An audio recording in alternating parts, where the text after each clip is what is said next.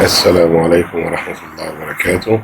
طلاب الأعزاء، طلبة الصف الثاني الإعدادي، مرحبا بكم من جديد مع المراجعة العامة والنهائية لمادة الرياضيات فرع الهندسة.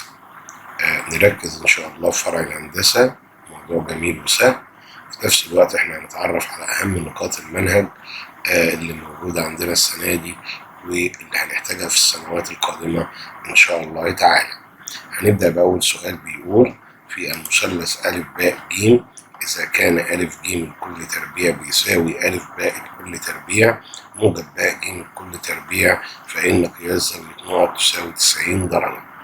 هنا طالما موجود عندي علامة يساوي يبقى معنى كده إن المثلث ده يكون قائم الزاوية.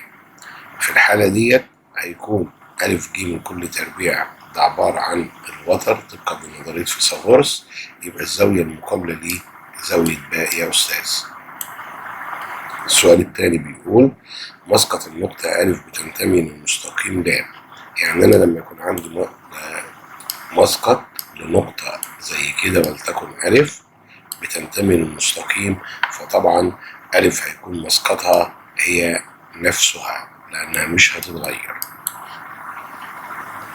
السؤال بيقول: مساحة الدائرة التي طول قطرها 14 سنتي، هنطبق قانون مساحة الدايرة باي نق تربيع، هتبقى عبارة عن باي 22/7 ونق نص القطر هيبقى 7 سنتي، هتبقى 22/7 في 7 في 7، هنختصر السبعة مع السبعة وهيكون المساحة 154 سنتيمتر مربع. السؤال الثاني: شبه منحرف طول قاعدتيه المتوازيين 8 سنتي و10 سنتي وارتفاعه 5 سنتي تكون مساحته. هنا يا أستاذ هنطبق قانون مساحة الشبه المنحرف. القاعدة المتوسطة في الارتفاع اللي هي عبارة عن القاعدة الصغرى زائد الكبرى على 2 في الارتفاع، تبقى 8 زائد 10 18، 18 على 2 فيها 9، هنضرب 9 في 5 ب45 سنتيمتر مربع. السؤال اللي جاي بيقول: إذا كان في المثلث أ ب ج أ ب لكل تربيع أكبر من أ ج لكل تربيع موجب ب ج لكل تربيع فإن قياس زاوية ج نوعها. طبعا هنا بالنسبة لعلامة أكبر اللي موجودة عندي معنى كده إن الضلع الوحيد أ ب لكل تربيع ده هيكون أكبر الأضلاع، وفي الحالة ديت هتكون بتقابله أكبر الزوايا، هتكون الزاوية منفرجة. السؤال اللي بعد كده بيقول: معين طول قطراه 6 سنتي و10 سنتي تكون مساحته. هنطبق قانون مساحة المعين، نص القطر في القطر هتبقى نص في 6 في 10، نص الستة 3، 3 في 10 ب30 سنتيمتر مربع. النسبة بين مضلعان متشابهان 3/5، فإن النسبة بين محيطيهما. طبعا في التشابه النسبة دائما بتكون ثابتة حتى في المحيط، فهتكون أيضا 3/5. السؤال اللي بعد كده بيقول: مربع محيطه 20 سنتي تكون مساحته نقط. طبعا المحيط المربع طول الضلع في 4، هنقسم 20 على 4 هيبقى الضلع الواحد ب5، ونبدأ نطبق قانون المساحة. طول الضلع في نفسه هتبقى 5 في 5 ب25 سنتيمتر مربع. السؤال اللي جاي بيقول: أ ب ج مثلث قائم الزاوية في باء. يفضل في الحالات اللي زي دي أعمل رسمة صغيرة كده توري لي شكل المثلث عامل إزاي. بعمل أ ب ج بالشكل اللي قدامي بيبقى، وبنبدأ نرسم باء د عمودي على أ ج بالطريقة اللي احنا شايفينها دي. هيبدأ بقى يطلب مني الراجل مسقط باء د على أ ج، في الحالة ديت هيبقى نقطة د. السؤال اللي جاي بيقول: شبه منحرف مساحته 100 وطول قاعدة المتوسطة 20 يكون ارتفاعه. مساحة الشبه المنحرف بتساوي طول القاعدة المتوسطة في الارتفاع. المفروض احنا في الحالة ديت هنقلب القانون، يعني هنعملها في صورة اسمة، هنقسم 100 على 20 فيها 5 سنتيمتر بس.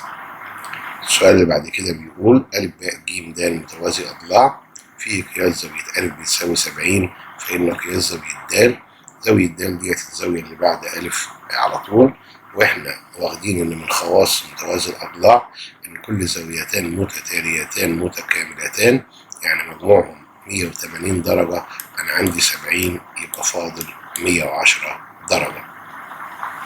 السؤال اللي جاي بيقول يتشابه المضلعان إذا كانت الأضلاع نقط والزوايا نقط.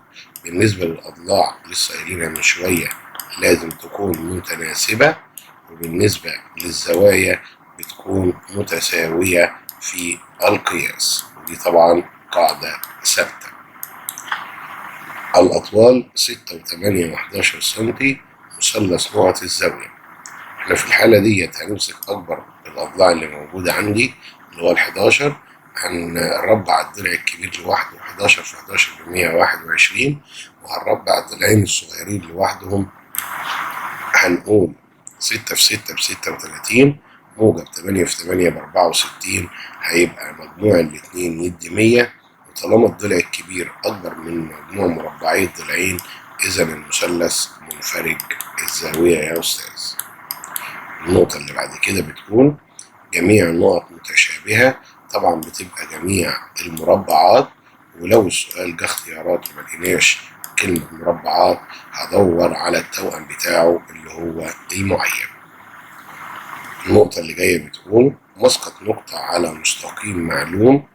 لما اسقط نقطة على مستقيم معلوم هي نقط، طبعا وضع طبيعي ان النقطة لما تسقط هتسقط نقطة ايضا، يعني حالتها مش هتتغير. شبه منحرف طول قاعدتين متوازيين 6 و8 عايز يعرف قاعدته المتوسطة. القاعدة المتوسطة عبارة عن القاعدة الصغرى زائد الكبرى على 2، يبقى هجمع 6 زائد 8 14 14 على 2 فيها 7 سنتي. السؤال اللي جاي بيقول المثلثان المرسومان على قاعدة واحدة ورأسهما على مستقيم يوازي هذه القاعدة، طبعا ده نص نظرية، هيكونوا متساويان في المساحة. السؤال اللي جاي مضلعان متشابهان النسبة بينهما 1:3 ومحيط الأصغر 15 فإن المحيط الأكبر. طالما المحيط بتاع المثلث أو المضلع الصغير بيساوي 15 هنبدأ نعملها في صورة نسبة، هتبقى 15 في 3 بتساوي 45 سنتيمتر. السؤال اللي جاي بيقول مثلث مساحته 24 سنتيمتر مربع وارتفاعه 8 تكون قاعدته. ممكن نطبق قانون مساحة المثلث نص طول القاعدة في الارتفاع ونعملها معادلة، أو نضاعف المساحة ونقسم على الضلع اللي موجود، هتبقى 2 في 24 ب 48، 48 على 8 فيها 6 سنتي. السؤال اللي جاي بيقول طول مسقط قطعة مستقيمة على مستقيم نقط طول القطعة نفسها، دي دايما قاعدة ثابتة دائما بيكون أصغر من أو يساوي طول القاعدة نفسها. السؤال اللي جاي مستطيل طوله 12 سنتي وعرضه 5 سنتي يكون قطره. طبعا احنا لو عملنا رسمة صغيرة للمستطيل هنعرف ان حتة الطول والعرض بتاعنا اللي موجودين ال 12 وال5 لما اوصل القطر يبقى معناها كده ان الراجل هيبدأ يطبق نظرية فيثاغورس، هربع ال 12 وربع ال5 تبقى 12 في 12 ب 144، 5 في 5 ب 25، هجمع ال 144 وال 25 169، هجيب جذر ال 169 هيساوي 13 سنتيمتر. السؤال اللي جاي متوازي أضلاع طول قاعدتيه 5 و8 وارتفاعه الأصغر 3 تكون مساحته نقط. احنا هنا الراجل جايب لنا الارتفاع الأصغر، يبقى هاخد القاعدة الكبرى هنضرب 3 في 8 ب 24 سنتيمتر مربع، لأن مساحة متوازي الأضلاع طول القاعدة في الارتفاع المناظر لها. السؤال اللي جاي بيقول متوسط المثلث يقسم سطحه إلى مثلثين نقط. طبعا دي قاعدة مثلثين متساويين في المساحة. السؤال اللي جاي بيقول المثلثان المتشابهان لثالث نقط برضه هيكونوا متشابهان، ولو قال متطابقان هيبقى برضه متطابقان. السؤال اللي جاي بيقول لي مساحة المثلث القائم الذي طول ضلعي القائمة 6 و9. المقصود بضلعي القائمة هنا هيبقى واحد فيهم قاعدة والتاني ارتفاع مناظر ليه، هيبقى نص الستة 3 في 9 ب27 سنتيمتر مربع. السؤال بيقول طول مسقط قطعة مستقيمة عمودية على مستقيم تساوي نقط. هنا طالما القطعة المستقيمة عمودية يبقى هتكون مسقطها نقطة، وطالما نقطة يبقى وضع طبيعي ملهاش طول، هتبقى صفر. إذا كانت نسبة التكبير بين مضلعان متشابهان بتساوي 1 كان المضلعان نقط. طالما النسبة بتاعتي طلعت بتساوي 1 يبقى المضلعين قد بعض، وفي الحالة ديت هنقول عليهم متطابقان يا أستاذ. في المثلث أ ب ج يشابه المثلث د ه واو، قياس زاوية باء زائد قياس زاوية ه تساوي 80 درجة، فإن قياس زاوية د بتساوي نقط. احنا في الحالة ديت يا أستاذ هنبدأ نجمع الزاويتين اللي هم ب80 ونطرحهم من 180 بتوع المثلث، هيبقى فاضل 100 درجة. السؤال اللي جاي بيقول لي معين مساحته 12 سنتيمتر مربع وطول أحد قطراه 6 سنتي، فإن القطر الآخر. هنا هنطبق قانون مساحة المعين نص القطر في القطر، أو ممكن بدل ما نعملها معادلة نضاعف المساحة ونقسم على اللي موجود، هتبقى 12 في 2 ب24، 24 على 6 فيها 4 سنتيمتر. السؤال اللي جاي بيقول لي عدد محاور تماثل المثلث المتساوي الساقين. أي شكل متساوي الساقين دائما له محور واحد، أما المتساوي الأضلاع 3 محاور للمثلث. النسبة بين طول ضلع معين ومحيطه دائما نسبة ثابتة هي 1:4. مجموع قياسات زوايا المضلع الخارجة. أي مضلع زواياه الخارجة دائما 360 درجة، ودي نقطة تراكمي تعتبر. مسقط النقطة 0 و4 على محور الصاد.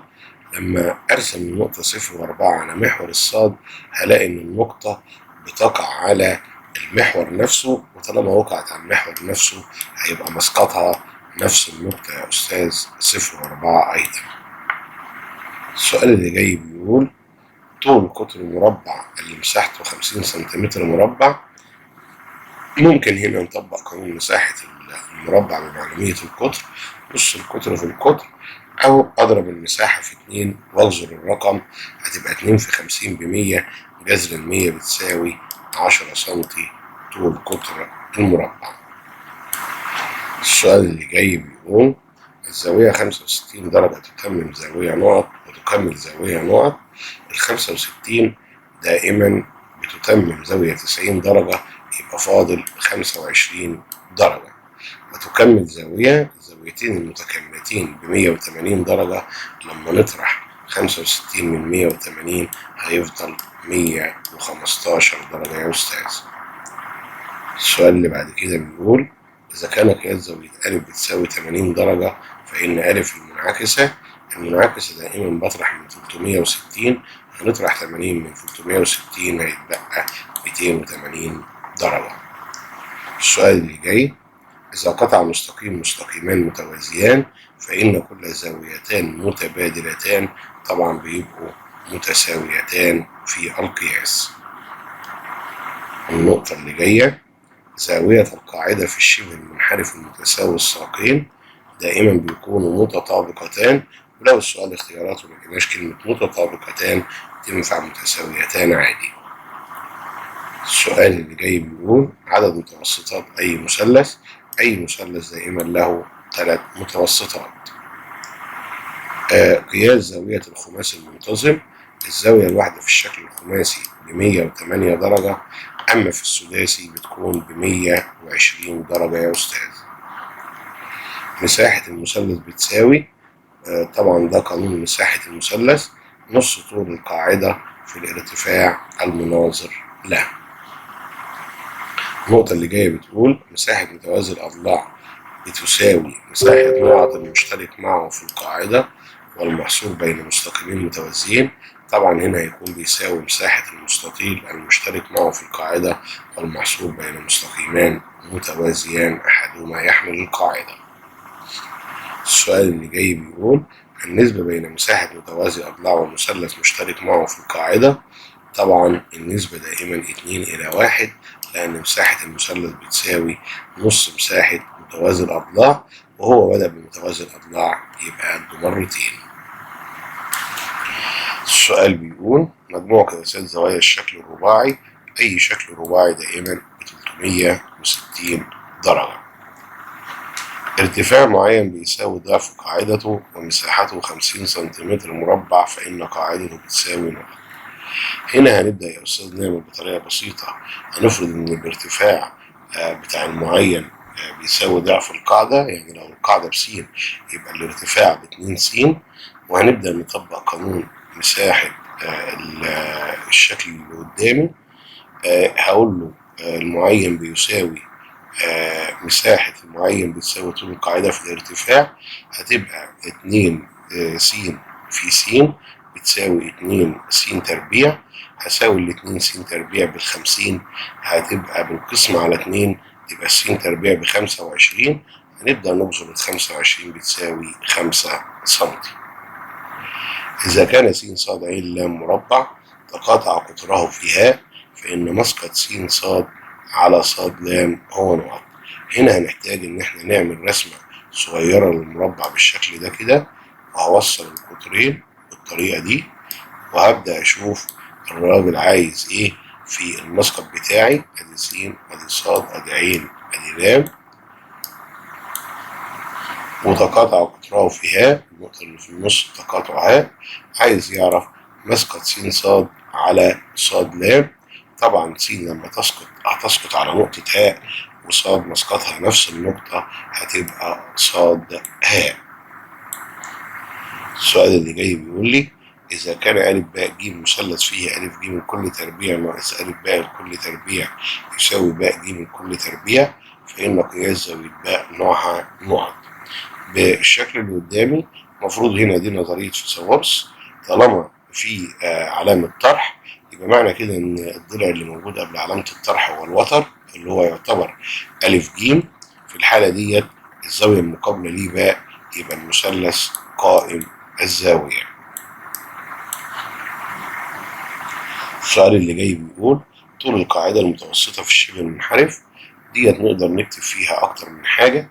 ممكن أقول له القاعدة الصغرى زائد الكبرى على 2، ممكن أقول له نص حاصل جمع طولي القاعدتين المتوازيين. ممكن أي طريقة أو أي أسلوب، المهم تكون إجابته رياضية سليمة. السؤال اللي جاي بيقول لي القطران في المربع نقط ونقط. القطران في المربع حاجتين متساويان، دي حاجة، والحاجة التانية متعامدان يعني بيصنعوا 4 زوايا قوائم. آخر نقطة في الاختيارات مجموع قياسات زوايا المثلث الداخلة، طبعا دي ب180 درجة ثابتة. هنبدأ بقى إن شاء الله الأسئلة المقالية، ودي بتتضمن أسئلة البرهان أو الأسئلة اللي بتحتاج لخطوات حل. في الشكل المقابل اللي قدامي جايب لي الأول المعطيات نبدأ نطلع عليها. جايب لي أ د يوازي ب ج، جايب لنا كمان نقطة ه منتصف ب ج، حاطط علامة التساوي زي ما احنا شايفين. بيقول لي في الشكل المقابل اثبت إن مساحة الشكل أ ب ه م يساوي د ج ه م. يعني عايز يثبت إن مساحة الشكل ده كده بيساوي مساحة الشكل الجنب التاني والشكل اللي احنا شايفينه. الأول هنبدأ نمسك جزء مثلثات اللي هما أ ب م، والمثلث اللي قصاده اللي هو د م ج. هقول له بإضافة المثلث اللي فوق ده أ م ج للطرفين بينتج إن المثلثين أ ب د و أ ج د مشتركان في القاعدة أ د، وأ د يوازي ب ج.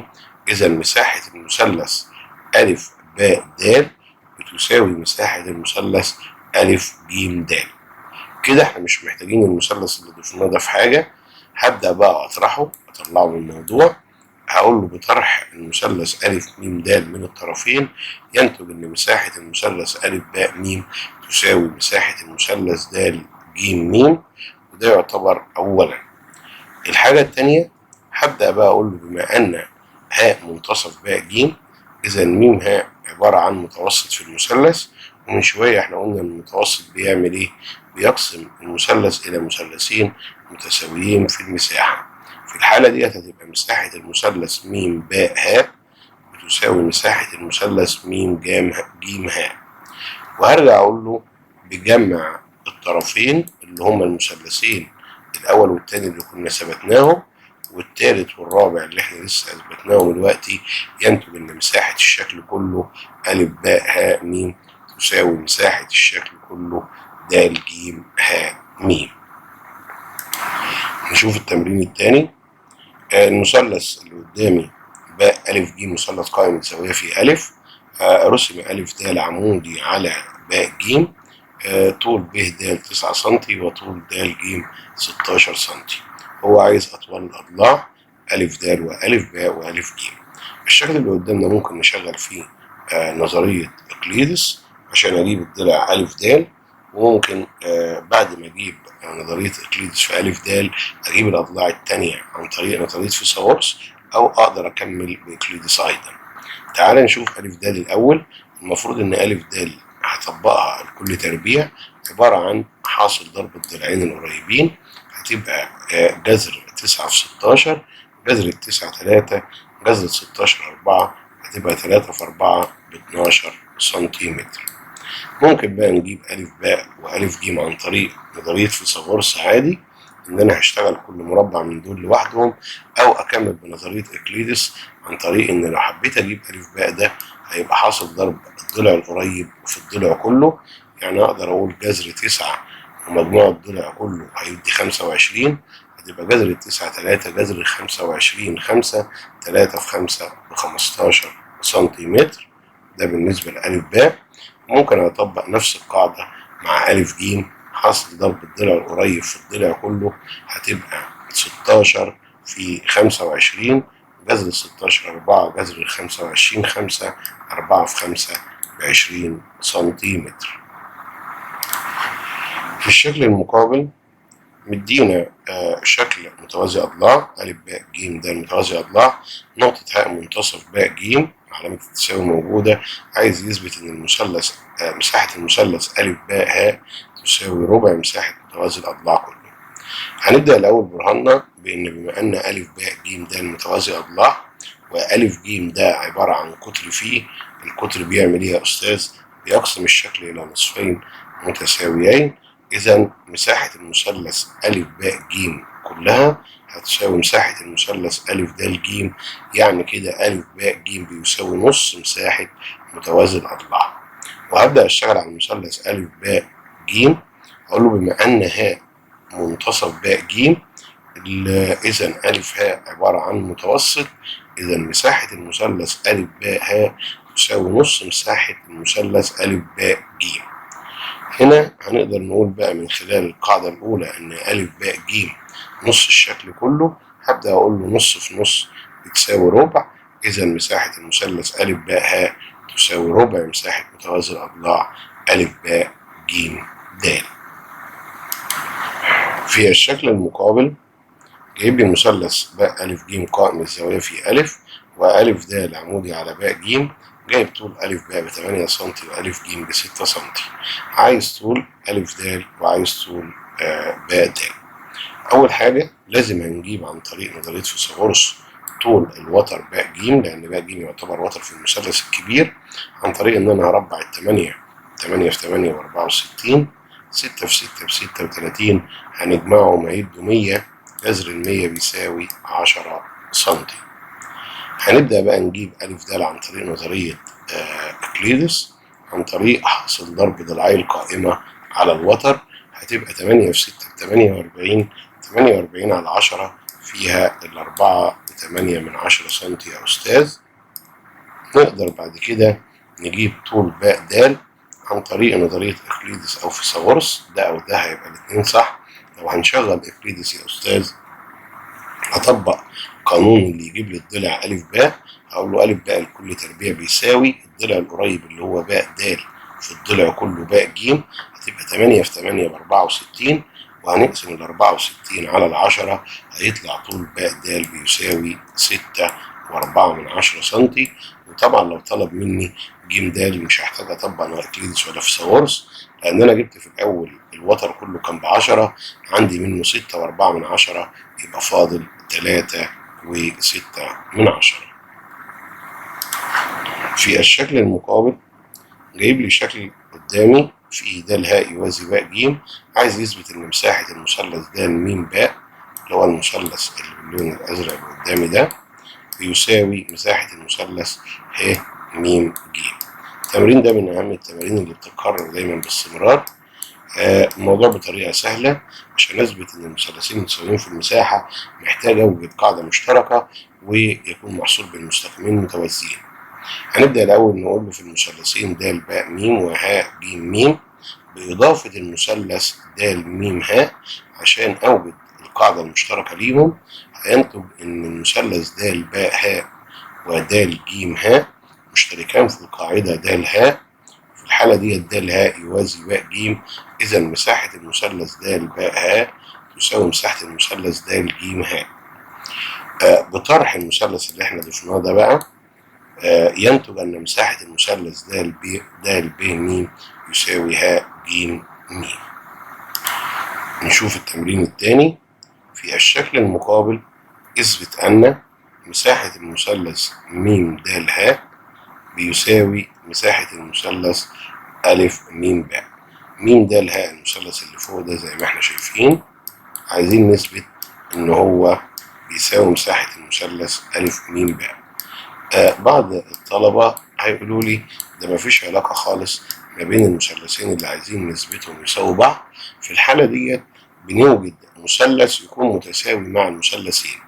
يعني في الأول خالص الطبيعي والمنطقي إن المثلث أ ب م هساويه في المساحة مع د ج م، فهنبدأ نقول له في المثلثين أ ب م ود ج م بإضافة المثلث أ م د للطرفين هينتج ان المثلث أ ب م أ ب د يساوي مساحة المثلث أ ج د.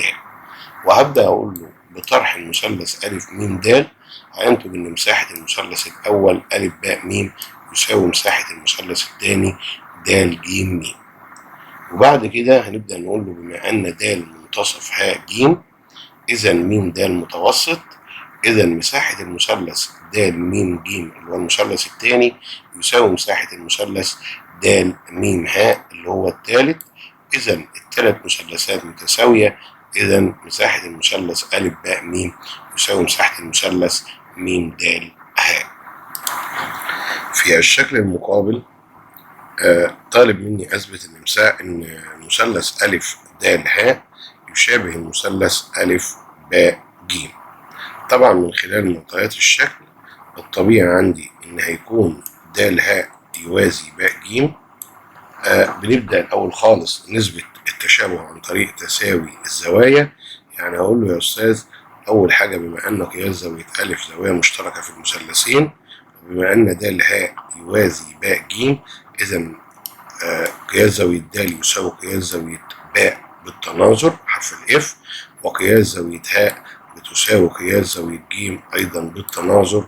طالما الثلاث زوايا متساوية هقول له إذا المثلث أ د ه يشابه المثلث أ ب ج. ومن التشابه ينتج بقى عملية أطوال الأضلاع. بنعمل 3 شرط كسر للثلاث أضلاع، ويفضل بقى إن أنت تاخد الأضلاع كده. يعني هقول له أول حاجة أ د على اللي زيه في المثلث الثاني أ ب يساوي د ه على ب ج يساوي أ ه على أ ج. ونبدأ بقى نعوض عن كل ضلع من الأضلاع. أ د عندي قيمته 5 سنتي، أ ب قيمته كلها مش موجودة، موجود جزء منها بيساوي د ه مش موجودة، ب ج مش موجودة، يبقى الضلع ده أنا مش محتاجه في حاجة، بيساوي أ ه اللي هو 3 سنتي على ألف ج كله اللي هو طوله 5 سنتي، ونبدأ نضرب عملية مقص بسيطة. هقول له ألف باء بيساوي 5 في 5 ب25، 25 على التلاتة هيبقى 3 في 8 ب24، 24 وتلت يعني حوالي 8.3 سنتيمتر. السؤال اللي جاي بيقول شبه منحرف طول قاعدتيه المتوازيين 6 سنتي و10 سنتي وارتفاعه 12، أوجد مساحته. هنطبق هنا قانون مساحة الشبه المنحرف. القاعدة المتوسطة في الارتفاع هيبقى 6 زائد 10 على 2 في الارتفاع 12، 6 و10 16، 16 على 2 فيها 8، 8 في 12 96 سنتيمتر مربع. السؤال اللي جاي بيقول حدد نوع المثلث من حيث زواياه. طبعا أول حاجة بمسك أكبر الأضلاع اللي موجودة عندي وأربعه لوحده. هقول له بما أن باء ج أكبر الأضلاع طولا، إذا 10 في 10 بيساوي 100، بسيب الضلع ده لوحده على جنب، وأبدأ أعمل نفس الكلام مع الضلعين التانيين بس هجمعهم، هتبقى 7 في 7 ب49، و6 في 6 ب36. هنجمع دول هيدينا 85. هقول له يا أستاذ بما أن الضلع الأكبر اللي هو باء ج أكبر من ألف باء الكل تربيع زائد ألف ج الكل تربيع، إذا المثلث منفرج الزاوية. السؤال اللي بعد كده بيقول في الشكل المقابل جايب لي رسمة وطالب مني أثبت إن زاوية د قائمة. هنبدأ الأول في المثلث الصغير ألف باء ج. قالوا بما أن المثلث ألف باء ج قائم الزاوية في باء، هنبدأ نجيب الوتر ألف ج عن طريق نظرية فيثاغورس. إذا ألف ج الكل تربيع بتساوي ألف باء الكل تربيع زائد باء ج الكل تربيع، هتبقى 7 في 7 ب49، 24 في 24 ب576. هنجمع دول هيدينا 625. هنبدأ نبذر 625 هتساوي 25 سنتي يا أستاذ. هنبدأ نمسك المثلث اللي فوق اللي هو ألف ج د.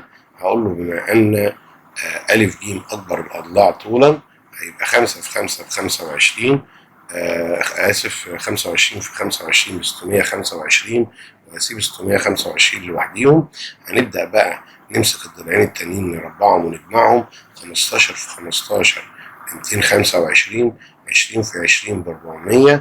في الحالة ديت هنجمع 225 و 400 625. هقول له بما أن الاتنين متساويين إذا المثلث قائم الزاوية، إذا ألف ج وتر في المثلث والزاوية المقابلة ليه د بتساوي 90 درجة. السؤال اللي جاي بيقول في الشكل المقابل أوجد مساحة المثلث ه ج ب. ه ج ب اللي هو المثلث ده كده مثلث قائم الزاوية. هبدأ أطبق قاعدة المثلث القائم أو المثلث عموما. نص القاعدة في الارتفاع هتبقى نص في 6 في 8، نص الستة 3، 3 في 8 ب24 سنتيمتر مربع. المطلوب الثاني عايز مساحة المثلث أ ب ج، مساحة متوازي الأضلاع أ ب ج د. أقول له يا أستاذ بما أن المثلث ب ه ج مشترك مع متوازي الأضلاع أ ب ج د في نفس القاعدة ومحصول بين المستقيمين متوازيين، إذا مساحة المثلث بتساوي نص مساحة متوازي الأضلاع. إذا مساحة متوازي الأضلاع بتساوي 48 سنتيمتر مربع. السؤال اللي بعد كده بيقول في الشكل المقابل اثبت ان المثلث أ ب م يشابه المثلث د ج م. هنبدأ الأول يا أستاذ ونثبت التشابه عن طريق تساوي الزوايا. يعني هقول له بما أن باء أ يوازي د ج، إذا قياس زاوية باء تساوي قياس زاوية ج بالتبادل حرف الزد، وقياس زاوية د تساوي قياس زاوية أ بالتبادل أيضا، وقياس زاوية باء م أ تساوي قياس زاوية ج م د بالتقابل بالرأس. إذا المثلث أ باء م يشابه المثلث د ج م، وننتج عنه إن إحنا نبدأ بقى نشغل التناسب في الأضلاع بالشكل اللي شايفينه دلوقتي. هقول له يا أستاذ أ باء على د ج بتساوي باء ميم على جيم ميم بتساوي ألف ميم على دال ميم. هنبدأ نشيل كل ضلع ونحط قيمته. ألف باء عندي مش موجود ودال جيم مش موجود، يبقى مش محتاجين الضلع ده. باء ميم ب4 سنتي وجيم ميم ب12 سنتي، ألف ميم ب5 سنتي، دال ميم الضلع اللي هو طالبه. هنبدأ نعمل عملية مقص. هقول له دال ميم بتساوي 12 في 5 على 4، يبقى 12 على 4 في 3، 3 في 5 ب15 سنتيمتر. التمرين الأخير إن شاء الله بيقول شبه منحرف مساحته 180 وارتفاعه 12 والنسبة بين طولي قاعدتيه 3:2، فأوجد طول كل من القاعدتين. هنبدأ الأول نطبق قانون الشبه المنحرف. المساحة بتساوي القاعدة المتوسطة في الارتفاع. احنا بقى هنبدأ نجيب القاعدة المتوسطة عن طريق إن أنا هقسم 180 على 12. هيبقى أول حاجة خالص 180 على 12 فيها 15 يا أستاذ. بعد كده هبدأ أضاعف 15 دي لأن دي القاعدة المتوسطة بعد ما قسمناها على 2، وهساويها بالنسبة اللي عندي. هقول له 3 س زائد 2 س بتساوي 30. في الحالة دي 5 س ب30، إذا الس بتساوي 30 على 5 فيها 6. هنبدأ بقى نجيب القاعدتين. مرة همسك 6 أضربها في 3 تبقى القاعدة الأولى ب18 سنتي، ومرة همسك 6 أضربها في 2 هتبقى 2 في 6 ب12. آدي القاعدة التانية. وكده إن شاء الله تعالى نبقى خلصنا المراجعة النهائية لفرع الهندسة لمادة الرياضيات من الصف الثاني الإعدادي، على وعد إن شاء الله تعالى بمزيد من الشروحات والفيديوهات. والسلام عليكم ورحمة الله وبركاته. معلم المادة الأستاذ ياسر سيد عبد العاطي أبو ستيف.